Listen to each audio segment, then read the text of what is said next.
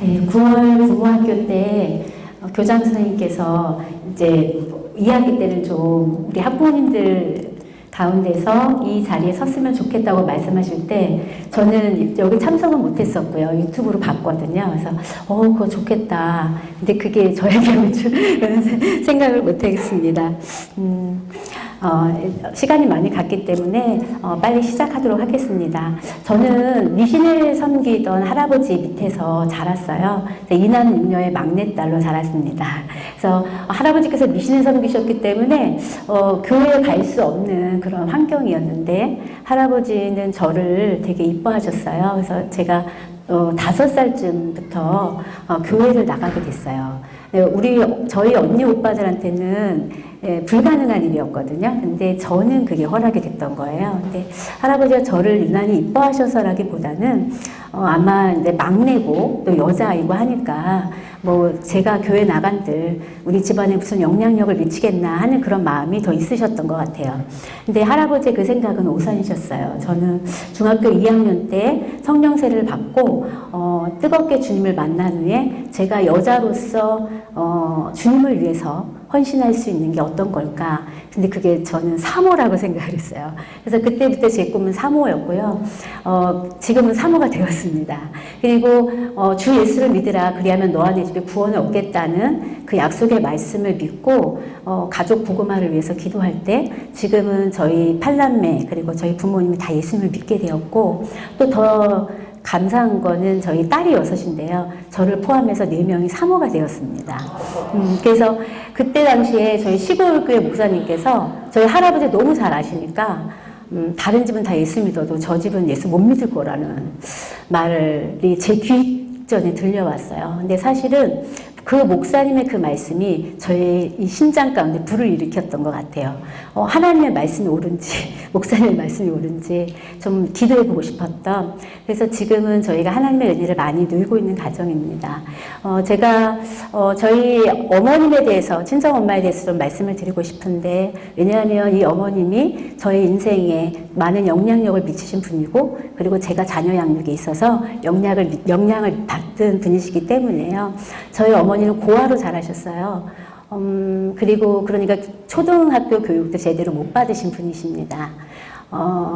그런데 이렇게 배우지 못하시고 외롭게 자라신 우리 어머니의 주특기는 뭐였냐면 늘 나누고 베푸는 삶을 사셨어요.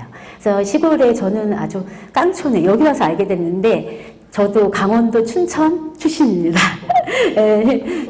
그런데 저는 춘천에서 더 아주 깡촌이에요.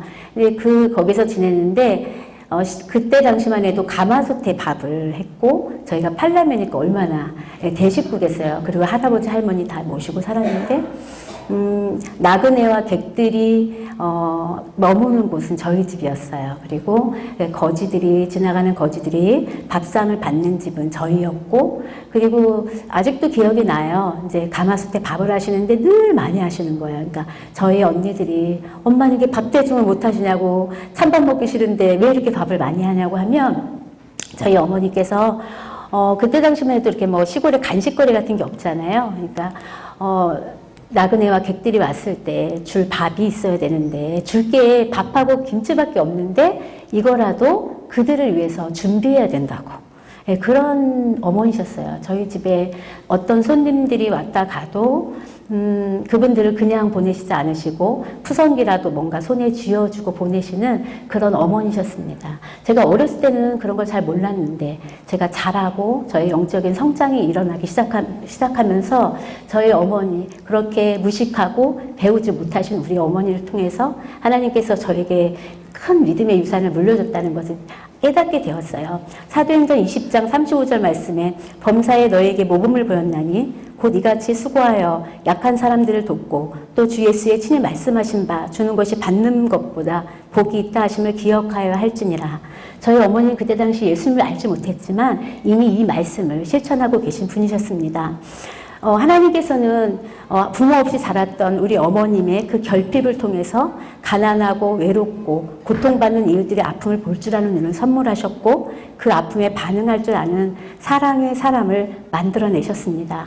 그리고 많이 배우지 못하셨지만 우리 팔남의 인생 가운데 큰 영향력을 미치시는 여인이셨어요.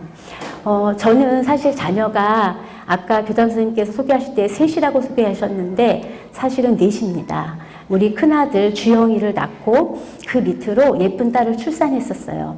그 딸은 사실 너무 예뻤습니다. 저희 목사님 아시는 분도 계시고 모르시는 분도 계실 텐데 저희 목사님이 진짜 미남이시거든요. 근데 미남이시기도 하지만 사실 이게 피부가 꿀광 피부세요. 근데 저희 딸이 태어났는데 정말 제가 희망하는 대로 목사님의 꿀광 피부를 담고 저도 얼굴은 좀 예쁘지 않나? 얼굴은 저를 담고 죄송한데 제가 감기가 와서 그래서 정말 저희 목사님이나 저는 딸을 엄청 기다리고 너무 행복한 시간을 보냈는데 태어난 지 21일 만에 하나님께서 데려가셨습니다. 뱃속에 있을 때도 딸 아이의 심장에 기형이 있다는 걸 발견하지 못했고 또 저는 이제 개척교회 사모들이 내 출산을 이제 50% 할인해주는 아주 개인 병원에서 출산을 하게 되는데 그 병원에서도 의사들이 발견을 하지 못했어요. 제 눈에는 엄마 눈엔 보이는 거예요. 이 아이의 호흡이 너무 힘들고 가파르다는 게 보이는데 의사들은 괜찮다는 거. 아이라 지금 이렇게 호흡한다고 하는데 나중에 이제 발견을 하게 됐고 21일 심장 수술을 받고 이 세상에 태어난 지 21일 만에 주님 품으로 다시 돌아갔습니다.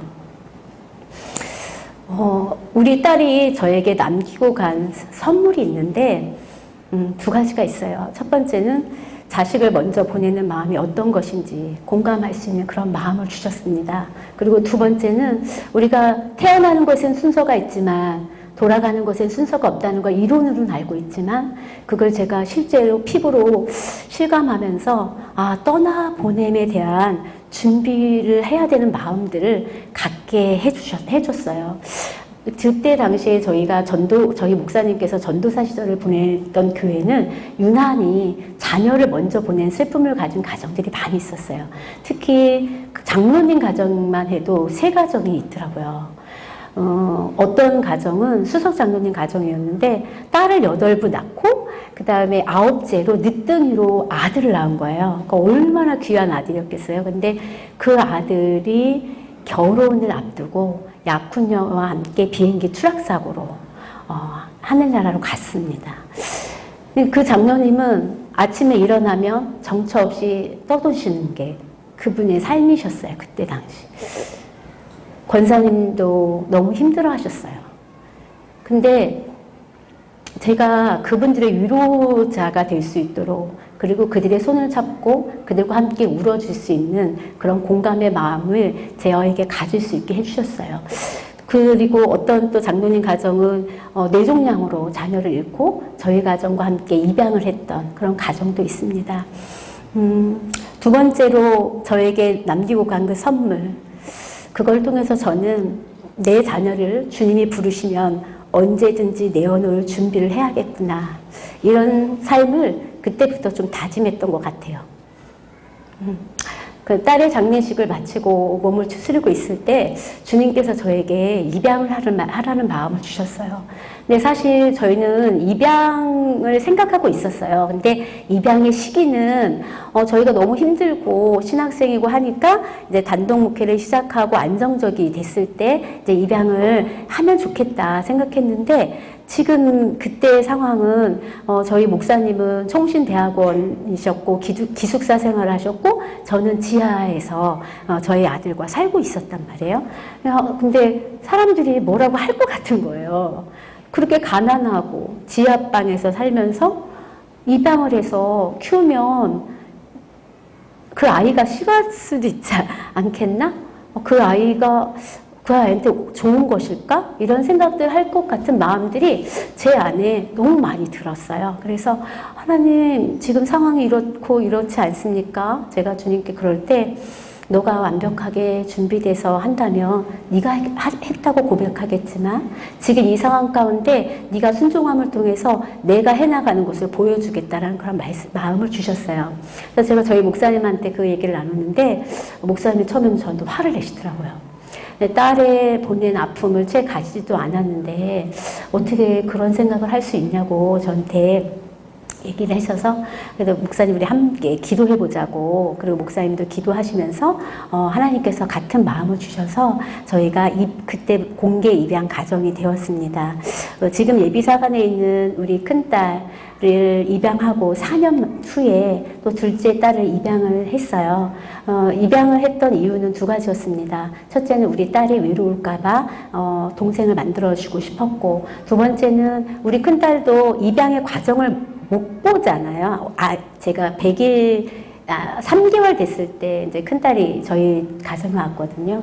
그래서 이 동생의 입양의 과정을 보여주면 이 아이가 나중에 내가 이렇게 입양이 되었구나 이것을 이해하게 되고 또 동생에게 그것을 설명해 주면 좋겠다 생각해서 저희가 두 번째 또 입양을 하게 됩니다.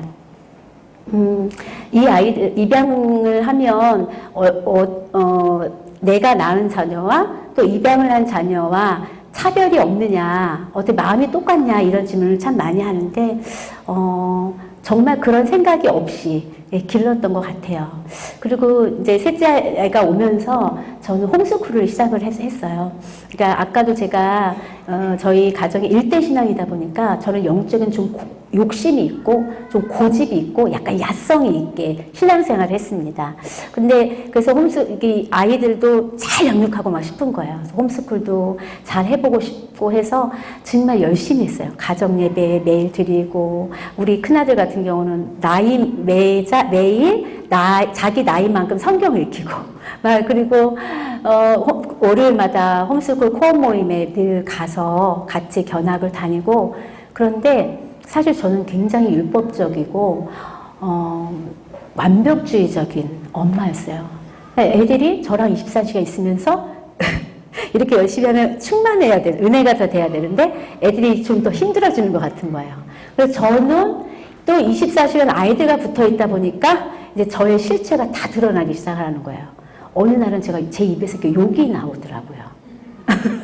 제 입에서 이렇게 욕이 나오고 아이들이 엄마 부르는데 엄마라고 부르지 마. 다 10분 동안 얘기하지 마.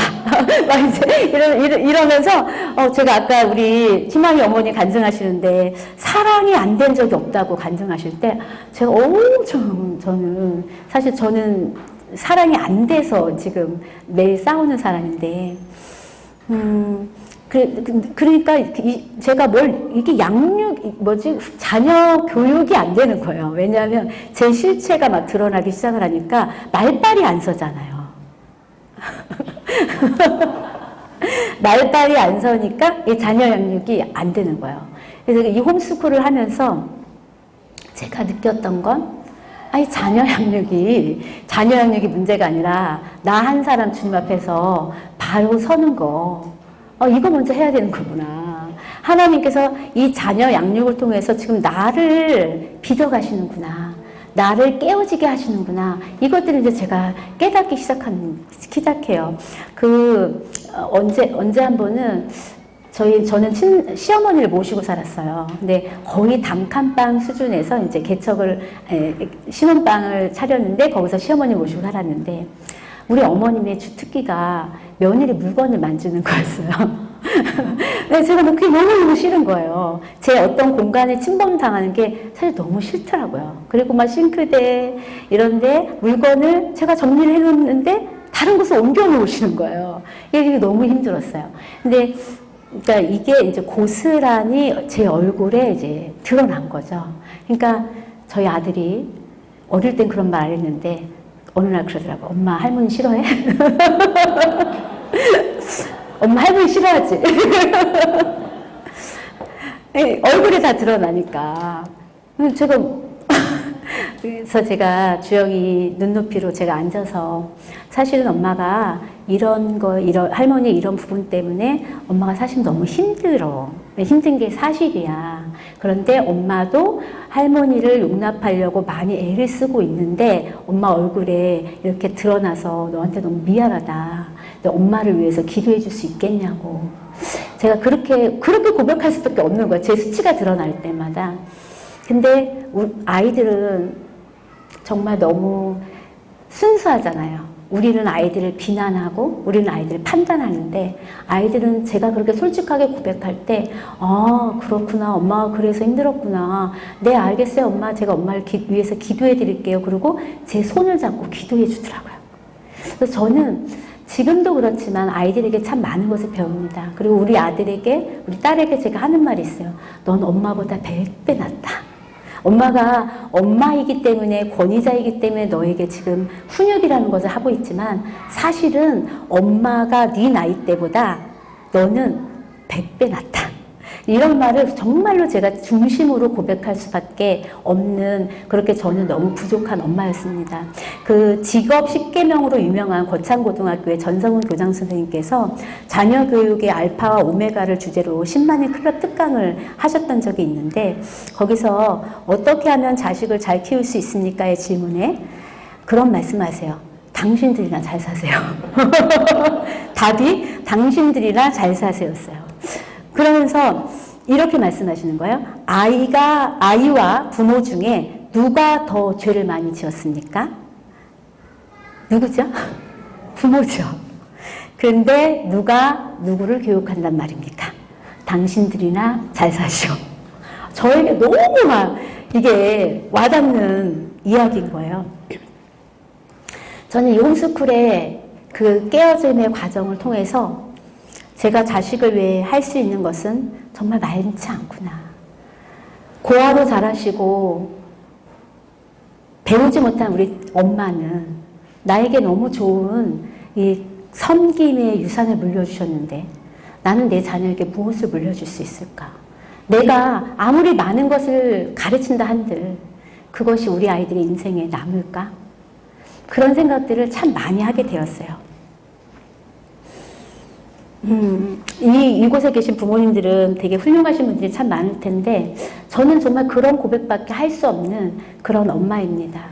그래서 매일 고린도전서 7장 1절 그런즉 사랑하는 자들아 이 약속을 가진 우리는 하나님을 두려워하는 가운데서 거룩함을 온전히 이루어 육과 영의 온갖 더러운 것에서 자신을 깨끗히 하자.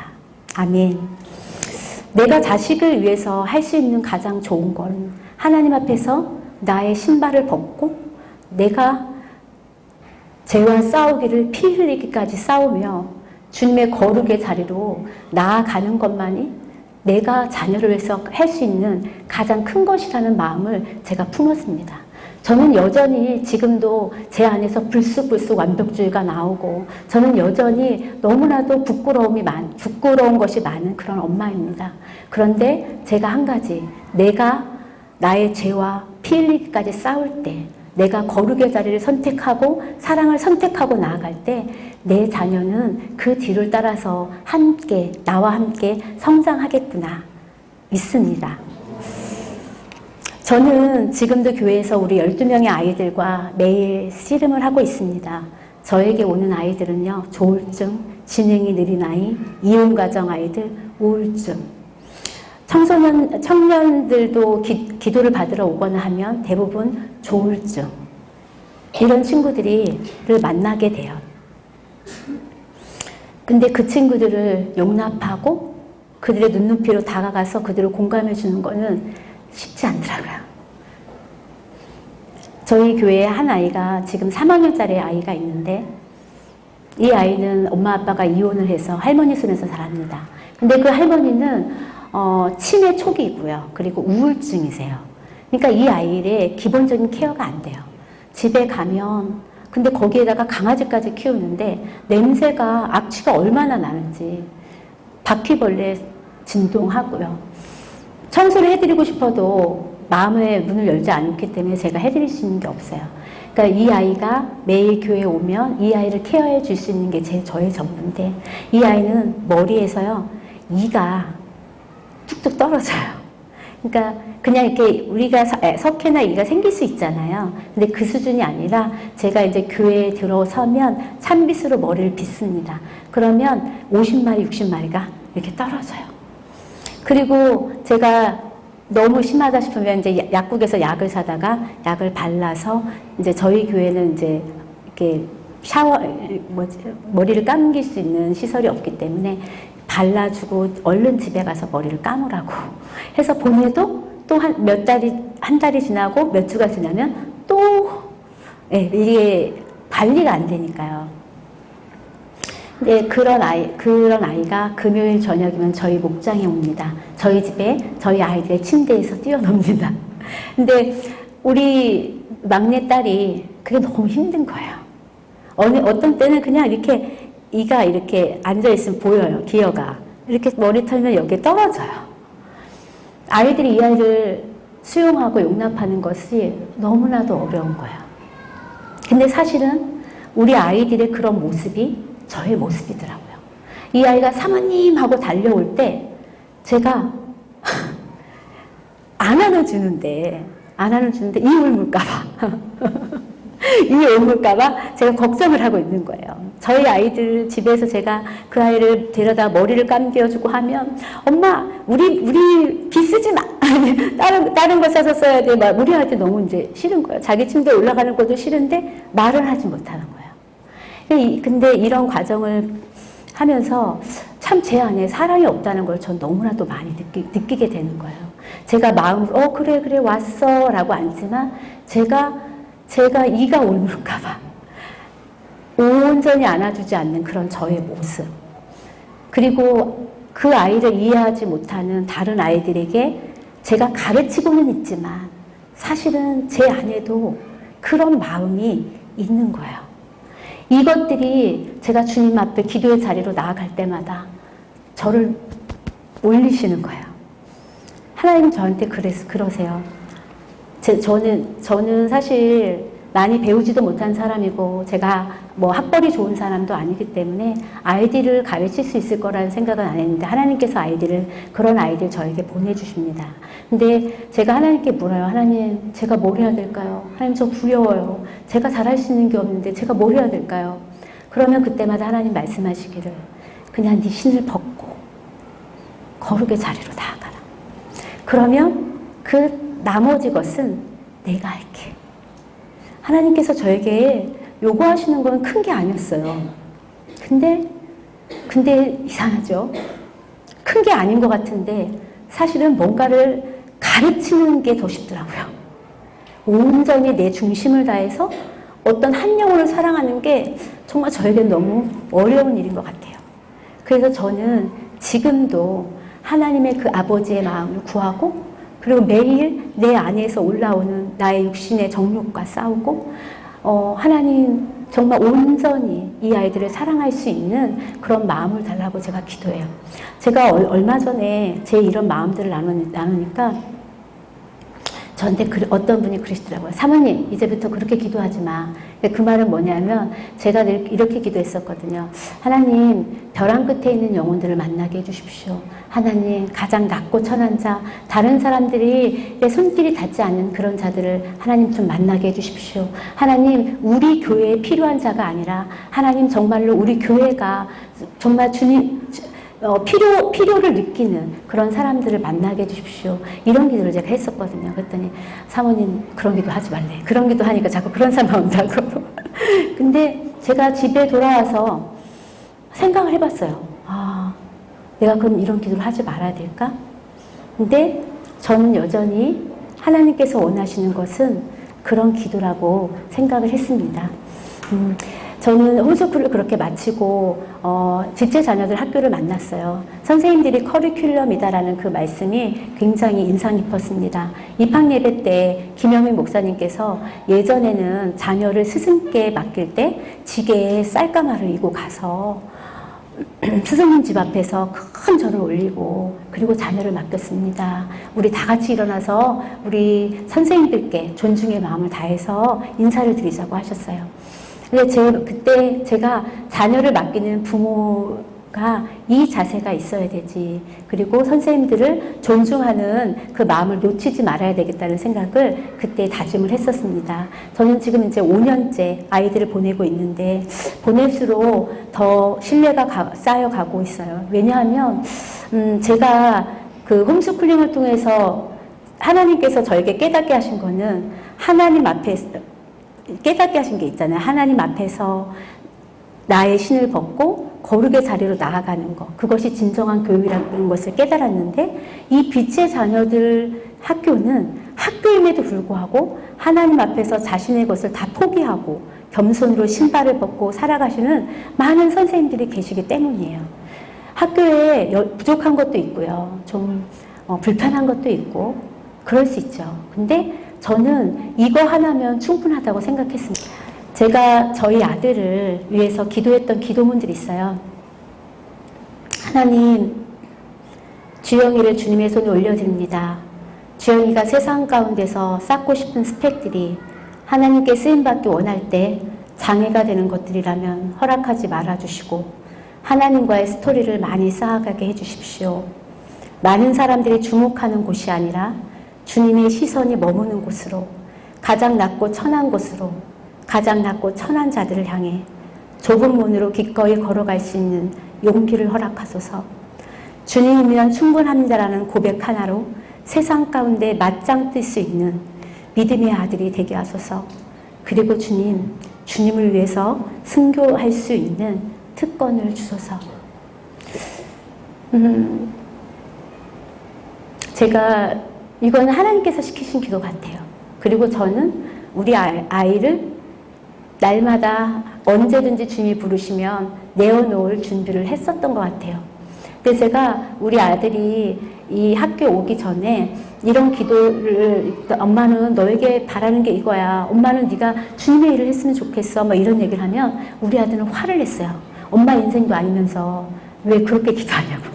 왜 자식 인생 망치려고 하냐고. 순교는 내가 해도 하는 거지. 엄마가 왜 그런 기도를 하냐고. 막, 화를 냈어요. 근데 왜냐하면 저희 아들은요, 이게 목회자 가정에서 자라면서 가난이 너무 지긋지긋하게 싫은 거예요.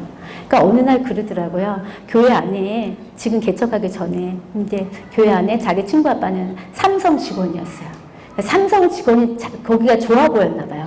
삼성 직원이 되면 돈 잘 버냐고. 모든 게 어떤 직업을 가져야 돈을 잘 버냐고. 이게 그 아이의 주된 관심이었어요. 그리고 두 동생을 입양을 하면서 입버릇처럼 이 아이가 한 말이 우리 집은 내가 입양아야. 그런 말을 늘 했어요. 그러니까 저희 부부가 미성숙해서 아이에게 상처를 남긴 것 같아요. 근데 그냥 진담 반, 농담 반, 우리 집에서는 내가 입양하라고 늘 그런 말을 했어요. 그러니까 이 아이는, 근데 얘를 위해서 기도해 주시는 분들마다 너는 아빠처럼 주의 길을 가게 될 것 같아. 이런 감동들을 나눠줄 때마다 얘는 막 화를 냈어요. 그런 얘기는 하지 말라고. 네, 그런 기도에 대한 관련된 얘기는 자기한테 전달하지 않아도 된다고. 네, 모든 것이 초점이 이렇게 가난을 벗어나고 싶은 어떤 그런 마음들이 있었어요. 그래서 세상 가운데서 좀 인정받고 싶고 성공하고 싶은 모습을 보여주고 그리고 나서 주님께 좀 쓰임받아도 늦지 않겠냐. 나는 좀 그랬으면 좋겠다. 이런 얘기들을 저희 아들은 했던 아들이거든요. 그러니까 이런 기도를 제가 하고 있다고 하니까 아주 이제 너무 싫은 거죠. 근데 사관학교 올라가서 어느 날이었어요. 토요일에 새벽 기도를 같이 하는데 평일에는 이제 사관학교에 있으니까 제가 우리 아들 옆에 앉아서 우리 아들의 방언을 좀 통변을 해주고 싶었어요. 막 부르짖으면서 막 간절하게 기도하는 그 아들을 뭘 어떻게 기도를 하고 있을까? 무엇을 기도하고 있을까? 옆에 앉아서 이제 손을 잡고 제가 이제 통변을 해줬는데 우리 아들 입에서 놀라운 기도들이 나오고 있는 거예요. 주님을 위해서 살겠습니다. 선교지에 가서 주님을 위해서 죽겠습니다. 하나님 저를 사용해 주십시오. 제가 되게 감격스러웠어요. 이 아이는 여전히 육신의 옷을 입고 있어서 여전히 육신 가운데 상처가 있어서 자기가 육신이 원하는 생각들이 있지만 하나님께서는 이 아들의 영 가운데 하나님의 입술을 벌려서 하나님의 영 가운데서 그 고백을 받아내시는구나. 그렇게 하고 계셨구나. 너무 기뻤어요. 그래서 제가 집에 돌아오는 길에 저희 아들에게 말했어요. 아들, 아까 엄마가 너 방언 기도를 통변했는데 너 이렇게 기도하더라. 이제 그랬더니 되게 수줍어하더라고요. 맞아, 엄마. 나 그렇게 기도하고 있어요. 이 아이들의 마음이 조금씩 변해가고 있었어요. 사관학교에서의 생활은 어떻게 표현해야 될까요? 그냥 엄마 품속 같은 곳이라고 표현해야 될까요? 저희 아들에겐 최소한 그렇습니다. 지금은 그 마리아 권사님이 계셨었는데 저희 아들의 아픔을 많이 만져주셨어요. 그래서 어느 날은 우리 권사님께서 하나님 감동을 주셨다고 저희 아들에게 용품을 주시기도 하시고, 그러니까 그러니까 우리 아들이 꼭 필요했었던 것 같아요. 근데 왜냐면 이 아들 안에는 가난한 마음이 좀 있거든요. 근데 사실은 제가 저희 아들에게 지금까지 좀 인색한 엄마예요. 대전으로 신학교를 갔는데요. 차비도 만만치 않잖아요. 그리고 기숙사 생활하니까 식비도 만만치 않고. 근데 제가 되게 냉정한 엄마여가지고 돈을 많이 주지 않아요. 근데 제가 우리 아들한테 늘 그런 말을 해요. 아들, 내 엄마 손이 크니 하나님 손이 크니. 엄마 손은 엄마가 너에게 줄 수 있는 건 한계가 있는데 우리 하나님의 능치 못하심이 없은 그 하나님의 손은 얼마나 큰지 엄마가 줄 수 있는 몇 배이기 때문에 엄마를 의지하지 말아라. 하나님을 의지해라. 사실은 지금도 제가 아주 최소의 용돈을 주고 있어요. 1학기 동안은 자기가 알바해서 살았고요. 용돈을 주지 않았어요. 2학기 때는 엄마 교회에 이런 봉사도 하고 싶고 한데 금토일에 계속 아르바이트를 하다 보니까 너무 힘드니까 예배도 무너지고 그러는 거예요. 그래서 제가 그래 그러면 네가 그런 봉사하고 주일을 하기 위해서 그런 거라면 우리 그렇게 해보자. 대신 공부를 열심히 해라. 이제 이래서 아르바이트를 이제 금토에 하는 아르바이트를 안 하고 지금은 이제 학교에서 이제 근로 아르바이트 하는 게 아주 약간의 돈을 이제 알바비를 받게 되는데 지금도 늘 우리 아들은 엄마 나를 버리셨나이까. 엄마 아들이 밥을 굶고 있나이다. 오늘 아침에도 엄마 부모학교에 강사로 서시는데 제가 아들 금식 좀 해라 그랬거든요. 그랬더니 엄마 밥값 주기 싫어서 금식하라고 하시는 겁니까? 아니면 진짜 기도가 필요해서 금식하라고 하시는 겁니까? 막 카톡이 왔더라고요. 그래서 제가 이 아들이 통장 잔고가 정말 없구나. 그럴 때는 사실은 제가 무명으로 그 아들 통장에 입금을 합니다. 그러니까 이렇게 하는 이유는 나 알지 말고 크신 주님의 손을 의지하기를 바라는 마음 때문이에요.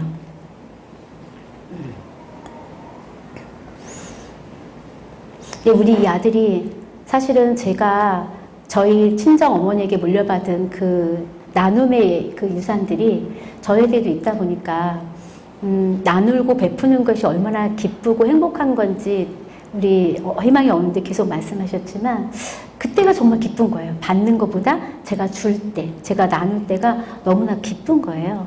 그러니까 저희 집에 뭐가 이렇게 들어오거나 이제 그러면 이건 누가 필요할까? 이건 누구에게로 흘려보낼까? 이제 이런 거를 늘 제가 생각해요. 그리고 사실 저는 구제 옷을 참 좋아해요.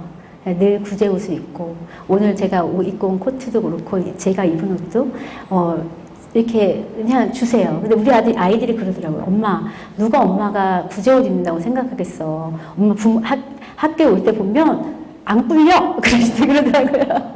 근데 사실은 엄마 맨날 옷이 없다고 그러면서 학교에 나타날 때 보면 예쁘게 하고 나타나더라? 그러는 거예요. 근데 사실은 제가 옷도 잘 사입질 않고 화장품 같은 경우는 아예 그냥 제가 하나님 나라를 위해서 좀 뭔가 희생할 게 있지 않을까? 여자들은 화장이 중요하잖아요. 제 돈으로 화장품을 사지 않아요. 근데 사실은 그 화장품이 넘쳐요. 네, 오늘도 택배로 화장품이 하나 왔더라고요.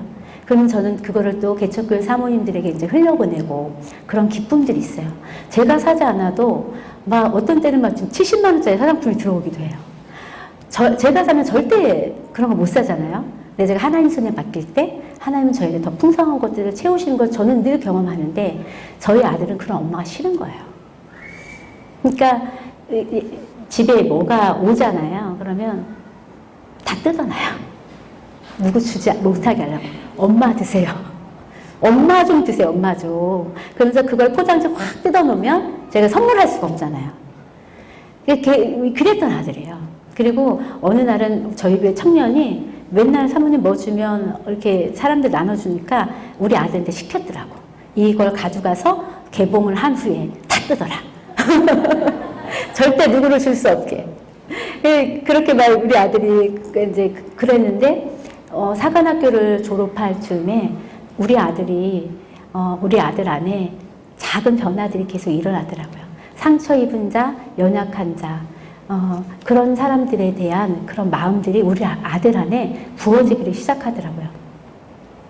어머님이 일찍 후배 1년 후배인가에 어머님이 일찍 돌아가서 되게 힘들어했던 후배가 있어요. 그리고 그 후배는 졸업을 하지 못했고 학교를 중간에 이제 그만두게 됐는데 어느 날 그 후배가 저희 아들한테 연락이 온 거예요. 형, 나 집 나왔어. 그렇게 연락이 왔대요. 그러니까 그 아들이 그 동생을 만나서 밥을 사주고 자기 용돈을 주고 왔더라고요. 네, 그리고 얼마 전에는 자기도 개척교회 아들이니까 개척교회 아들의 힘듦을 알잖아요.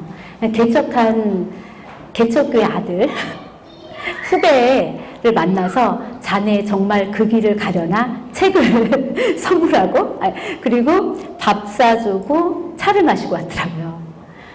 그러니까 근데 나 엄마 닮았나 봐. 그렇게 저를 너무 싫어했는데 나 엄마 닮았나 봐. 왜 그게 보여? 왜 그런 게 보여? 근데 진짜 감사한 건 우리 아들이 정말 이게 학교에 있으면서 돈이 똑 떨어졌었나 봐요. 근데 아까 그 후배 아이, 집을 나갔었다는 그 후배 아이가 지금은 이제 요번에 그 아이도 수능을 본 걸로 알고 있는데 그 아이가 남자아이인데 간호조무사 그걸 자격을 따서 아르바이트를 시작을 한 거예요. 근데 저희 아들한테 연락이 온 거예요. 형, 그때 나 너무 고마웠어. 형도 어렵잖아. 내가 첫 알바비 탔는데 형한테 보내주고 싶어. 그러면서 돈을 보내왔다는 거예요. 그래서 저희 아들이 그렇게 저의 삶이 싫었던 우리 아들이 그것들 경험하는 거예요. 하나님의 손길. 그래, 내가 그 아이를 긍휼한 마음으로 바라봤고 내게 있는 거 그냥 내 용돈을 나눠줬을 뿐인데 또 하나님께서 자기가 가장 어려울 때 정말 물질이 필요할 때 다시 그 아이를 통해서 이렇게 채워주시는 걸 보면서 이 아이가 잔잔히 하나님을 더 만나게 되는 것 같아요. 그리고 이 사관학교 안에서 저희 아들이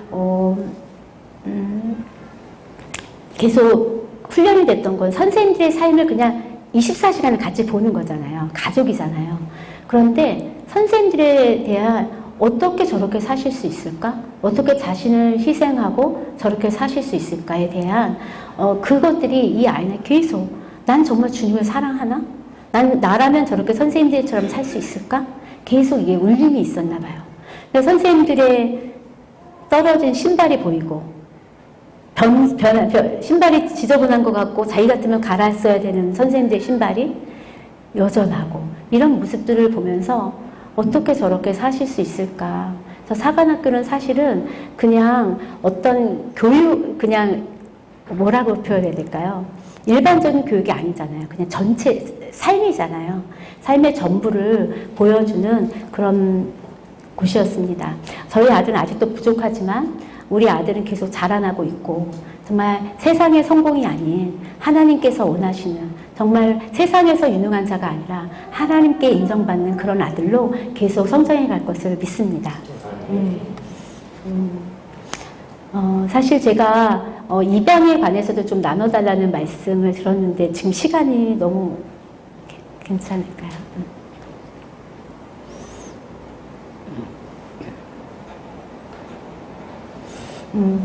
입양의 고통은요, 개인에게 일어나는 어떤 일이 아닙니다. 그 사람 자체라고 보시면 돼요.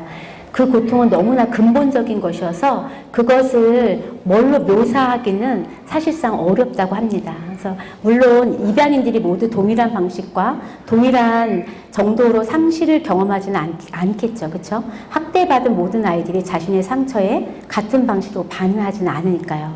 근데 웬디 맥코드 박사님이 이렇게 말씀하셨어요. 모든 입양된 아기들은 가장 심각한 단계의 트라우마인 쇼크 상태에 있다고 볼 수 있습니다.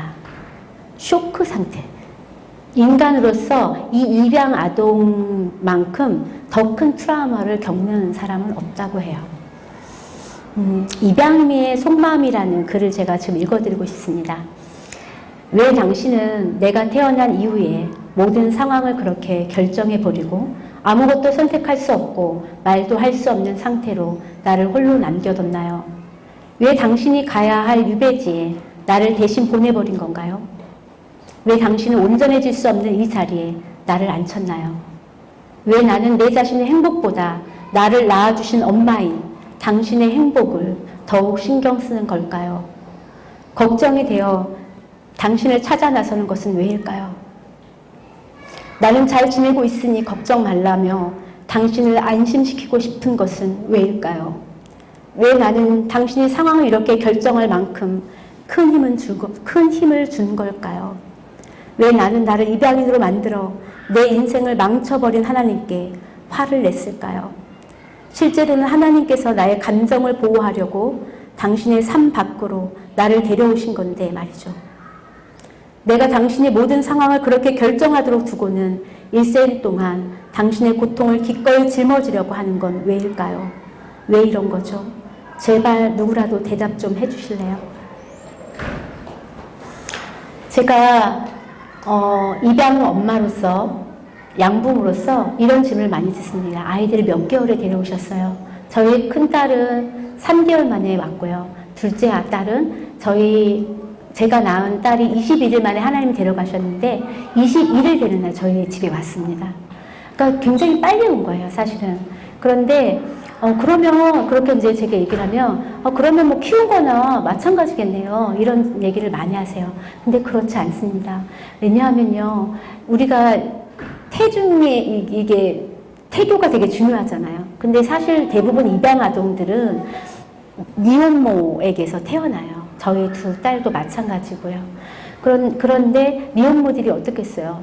정말 외롭고 또 배신감, 혼자 그 시간, 10개월이라는 시간을 견뎌내야 하는 그 고통은 이루 말할 수 없을 것입니다. 그 모든 것들이 그 태아에게 고스란히 흘러갔겠죠. 그리고 저도 책을 통해서 알게 됐는데, 입양이 되어질 때요, 자기 친모하고 한 번이라도 스킨십을 하고 헤어진 아동과 그렇지 않고 그냥 바로 입양 기관으로 간 아동에는 천지 차이라고 해요. 그래서 그 엄마와 스킨십을 한 번도 엄마 품에 다시 한번 안겨보고 엄마하고 이별을 한 그 아동들은요, 그래도 상처가 덜하다는 거예요. 그런데 그렇지 않고 바로 입양이 된 아동들은 사실은 거의 청소년기를 지나면서까지 문제와 행동을 계속 일으킨다고 해요. 근데 사실 우리가 입양 가정들이 이 아이가 엄마에게 스킨십을 받고 헤어졌는지 모르거든요. 아주 간단한 것만 알고 저희가 입양을 하게 돼요. 그리고 또 이런 얘기도 해요. 아니, 똑같이 입양을 했는데 저 집에는 괜찮은데 왜 네 집에는 이별나냐고.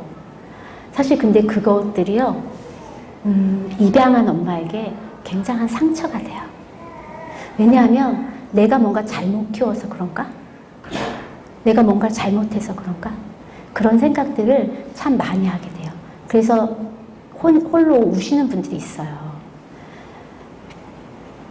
그리고 이 아이들은 생일이면 기뻐해야 되잖아요. 나의 출생의 날에.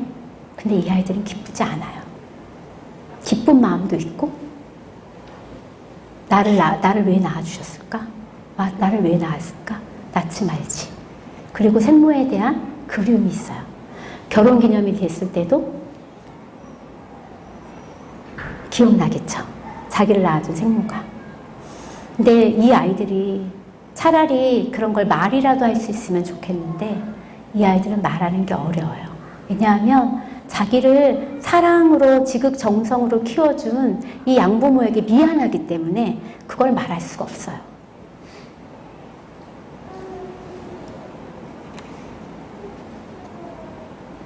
저희 학교에도 입양 가정이 몇 가정이 있습니다.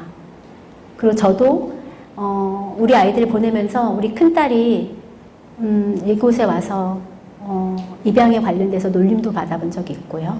그리고 자기는 준비되어 있지 않은데 야 우리 집에 입양아가 있대!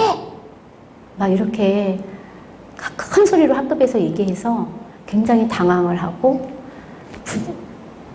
그러면서 너지? 저희 딸한테 그랬을 때 준비가 안 됐으니까 몸은 얼음이 된 채로 고개를 절레절레 흔들고 근데 제가 그때 수업이 나가 있었어요. 저희 딸이 전화가 왔어요. 전화를 나중에 받았는데 엄마 나 오늘 학교에서 이런 일이 있었어. 아이가 막 이게 너무 힘들어하더라고요. 교회에서 지내면서 어떤 날은 나중에 알게 됐는데 1학년 때쯤에 입양아 주제. 그러니까 자기랑 이제 지내던 언니, 자기보다 한 살이 많은 언니였는데 저희 딸이 자기 맘대로 안 되니까 이제 입양아 주제. 그런 얘기를 이제 들으면서 좀 이렇게 상처를 많이 받게 돼요. 근데 사실 그런 학부모님들이 이 대안학교에 그것도 이 성령이 충만한 빛의 자녀들의 학교에 올 때는 세상의 아이들과 좀 더 다르겠지. 우리 자녀가 좀 보호받을 수 있지 않을까. 어떤 그런 마음도 저는 있다고 봅니다. 우리 학교에서 어쩌면 가장 약자고 가장 연약한 자로 한다면 입양 친구들이 아닐까 생각합니다. 입양 가정과 입양 친구들을 향해서 세심한 배려가 학교 차원이나 또 입양 친구가 있는 그 학급 차원에서 있었으면 좋겠다라는 그런 생각들을 제가 하게 됩니다. 사람이 겪을 수 있는 가장 심각한 단계의 트라우마를 겪은 아이들, 평생을 무언가 잘못됐다고 마음속으로 어렴풋이 느끼고 살아가는 아이들, 나의 일부를 잃어버린 느낌을 가지고 살아가며 마음과 영혼 사이에 이해할 수 없는 싸움을 하는 것 같은 것을 느끼고 거절이라는 안경을 끼고 세상을 바라보며 번번이 거절당할 거라고 예상하며 불안해하는 아이들. 이 아이들이 입양의 아이인데요. 분명히 이 아이들에게는 이상 행동이 있습니다. 정서적으로 특수 요구가 필요한 그런 아이들이 맞아요. 근데 사실 저희 막내딸 같은 경우는 감추기의 고수입니다. 난 아닌데? 난 아니야. 근데 저는 사실은 그 아이가 자기 마음을 더 표현을 못하고 있다고 생각이 드는 거예요. 네, 얼마 전에 이제 우리 딸아이가 다니는 학급에서 어떤 일이 있었을 때 저희 딸이 그러더라고요. 엄마, 나한테 말한 게 아닌데 자기가 동일하게 입양한 그 친구를 향해서 누가 이런 말을 했을 때 나 정말 때려주고 싶었어. 그 아이가 그렇다면 나도 그런 거잖아. 그러면서 이 아이 안에 막 분노가 있더라고요.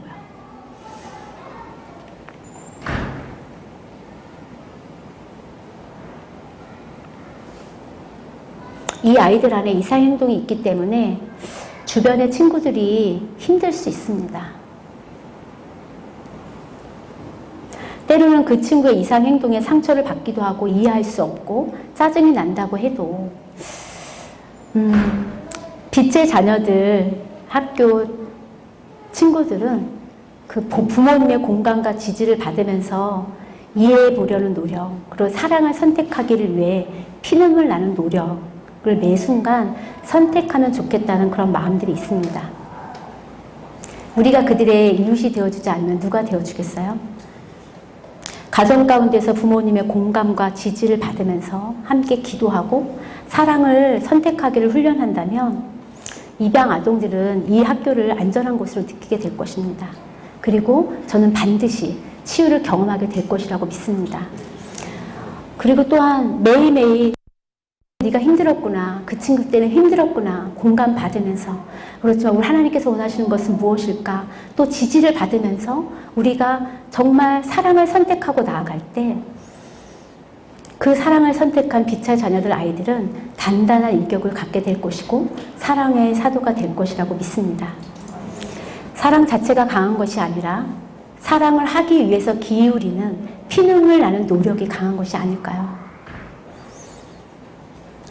희생이 위대한 것입니다. 내 자녀가 좀 아프더라도 더 연약한 자를 배려하고 품어 안을 수 있는 그 마음이 정말 우리가 하고 싶은 교육이 아닐까요? 진정한 사랑은 남의 아픔을 볼 줄 아는 것이고 남의 아픔에 눈을 뜨이는 것이라고 말하고 싶습니다.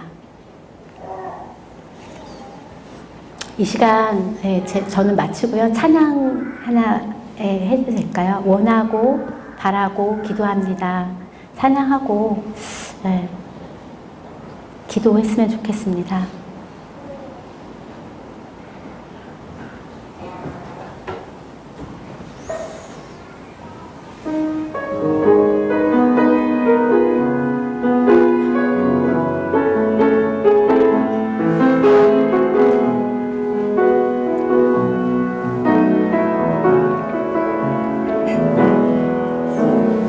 이 세상을 살아가는 동안에